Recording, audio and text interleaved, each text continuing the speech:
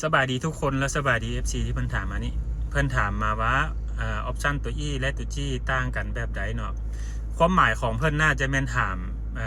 ของ Toyota Revo เนาะเราจะมาเบิ่งสมเทียบเป็น2จุดเนาะจุดที่ภายนอกกับจุดภายในเนาะสำหรับภายนอกนี่ความแตกต่างระหว่างตัว E กับตัว G นี่แม่นให้สังเกตจุดที่1ก็คือไฟตาเนาะตัว E แม่นไฟตาจะเป็นฮาโลเจนเนาะที่ว่าเป็นไฟตาธรรมดาเนาะ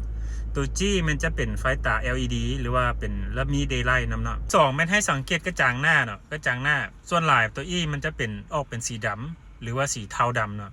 ส่วนตัว G มันจะออกเป็นสีเลดหรือว่าออกเป็นสีเทาที่ว่าเป็นเลดนำเนาะจุดที่3มันให้เบิ่งแว่นข้างถ้าเป็นตัว E มันจะบ่มีระบบไฟพับเข้าพับออกได้เนาะส่วนตัว G มันจะสามารถพับได้และ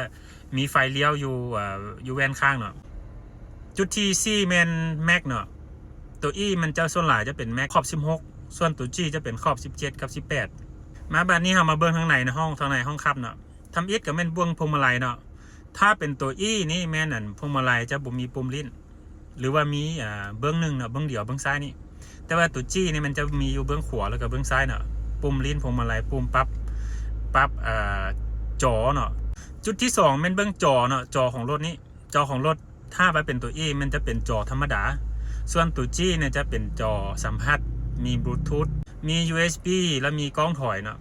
จุดที่3แม่นเบาะเนาะเบาะหนังนี่เบาะนี่ถ้าเป็นตัว E นี่มันมากับรถจะเป็นเบาะผ้าแพรส่วนตัว G จะเป็นเบาะหนังเนาะจุดที่4แม่นเว้าถึงระบบถุงลมนิรภัยถ้าเป็นตัว E มันจะมีอยู่2จุดก็คือพวงมาลัยกับตับโล่เบื้องผู้โดยสารข้างหน้านี้ส่วนตัว G มีทั้งหมดอยู่7จุดเนาะก็คือตับพวงมาลัยแล้วก็ตับโล่ทางหน้าแล้วก็หัวเข่าของผู้ขับนอกจากนั้นกับทางข้างนี่เบื้องละ2จุดเบาะข้างหลังนี่2จุดรวมทั้งหมดเป็น7จุดจุดที่6แม่นว่าถึงระบบเบรกถ้าเป็นตัว E มันจะมีแต่ระบบ ABS กับ EBD เนาะถ้าเป็นตัว G มันจะเพิ่มเข้ามาก็คือ VSC TRC BA ก็คือระบบกันลื่นหรือว่ากันมึนเนาะเวลารถสะบัดแล้วมันจะช่วยดึงรถเข้ามาสรุปง่ายๆก็คือตัว G แม่นตัวท็อปที่มีออปชั่นมาเต็มเนาะแต่ว่าราคาจะสูงกว่าส่วนตัว E แม่นตัวที่ออกแบบมาเพื่อบรรทุกเพื่อแก้เครื่องแก้ของเพื่อจะบ่ได้เน้นออปชั่นอย่างไรเนาะ